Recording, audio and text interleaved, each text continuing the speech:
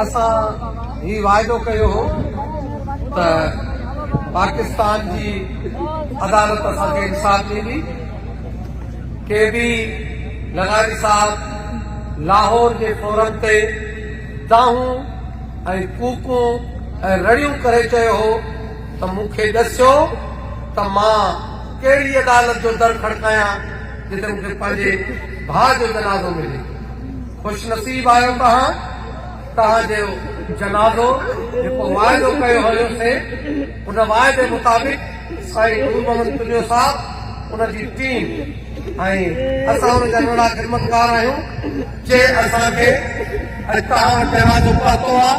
लेकिन मां क़ुर्बान वञा अली जी उन धीउ तां जेका भाउ भेण ऐं पुटनि जे जनाज़नि तां मथां गुज़री वई साल खां बाद मोटी कॾहिं कमरे हुसैन ते पहुती मथां बीह चइसि पई हुसैन तूं सुठो पियो आहे पर हेॾे मुंहिंजे हथ ॾे ॾिस, हेॾे मुंहिंजे जिस्म ॾे ॾिस।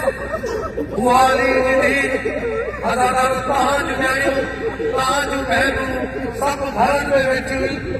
मां चवां त शहीद जी धीउ घर में वेठी आहे। लेकिन मां क़ुर्बान वञा हुसैन जी 3 सालनि जी धीउ तां जेका शिविर खे हर हर चए पई फअम्मल यतीम फला तक़हर। हे ज़ालिम तोखे शर्म नथो अचे?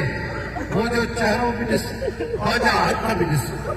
मां चवां जेका सोशल मीडिया ते शहीद इरफान जी न्याणी हथ ॿधी पई चए त बाबो केरु आज़ाद कराए ॾींदो, हुन न्याणी खे वञी ॾसो त तुंहिंजो बाबो तुंहिंजे दरवाज़े ते महिमान थी पहुची वियो अथई।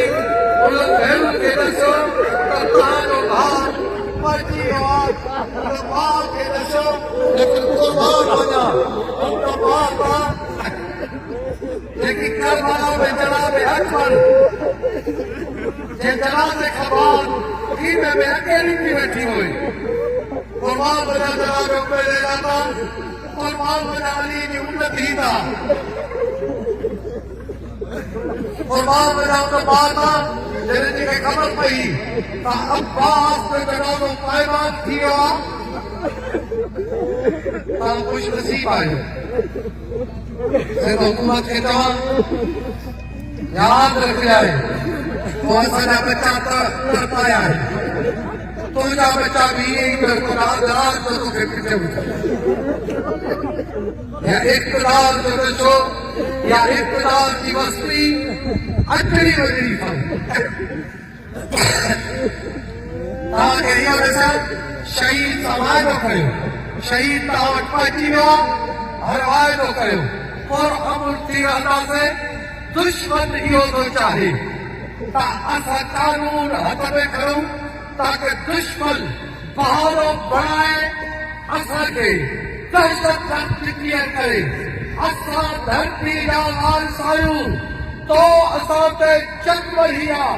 तुंहिंजो पीछो अक़वाम मुतहदा ताईं कढूं तो असांखे रेस्क्यू वार फैले ॾिठो आहे। Hussain ibn Ali rescue stand of the Hussain. Hussain है जेको जंग जो अंदाज़ सेखारेगा वो पूरा अब्बास के हूंदे बि हुसैन तलवार ॾियण मां नाहे कढाई। असांजो मक़सद असांजो सिंधू दरिया आहे। असांजो मक़सद असांजे सिंध जी ज़मीनुनि ते मालार आहे। हुकूमत खे मां निकिरण वक़्तु चयो मुराद अली साईं यादि रखी छॾ नोटिफिकेशन कैंसिल कर।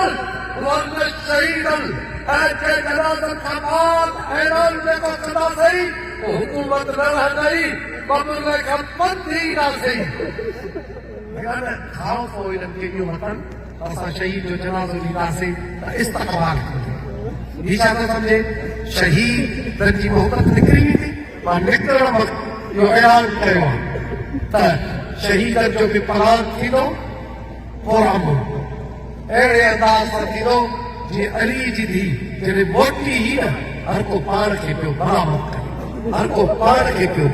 इहो सबबु आहे जॾहिं असां सिंधू दरिया में छोलियूं कायम कंदासीं ऐं सिंध जा तेल सिंध जो गैस सिंध जी हर शइ हुकूमत जा हथ पटाईंदासीं पोइ अची शहीदनि जे क़ब्रुनि ते सलाम कंदासीं इहो सभु वाइदो करे छॾियो हीअ दुश्मन खे असां फेल करे आया आहियूं मां हथ ॾे ते थो चवां मुंहिंजा अहिड़ा माण्हू लतीफ़ जा पार्क हुए मां त हुन वक़्तु मूंखे ताजुब पियो थिए जॾहिं मौलवी सवाल था कनि मुला जे मोहने पियो ॾिसां शर्म नथो अचे हिकिड़ो पियो कज़ियो थियो पियो आहे तूं उन्हनि खे थो चई त मूंखे सच ॿुधायो त अॼु कंहिं तनज़ीम सां असांजो छा तनज़ीम सां असांजो वास्तो आहे सिंध जे दरिया सां असांजो वास्तो आहे सिंध जे ज़मीनुनि सां असां हिन धरती जा वारिस आहियूं जेकी तूं वारसीअ सां खां खसे असांखे गुलाम थो बणाइणु चाहे जॾहिं बबुर लेखा हे शहीद जा वारिस ऐं सिंध जा वारिस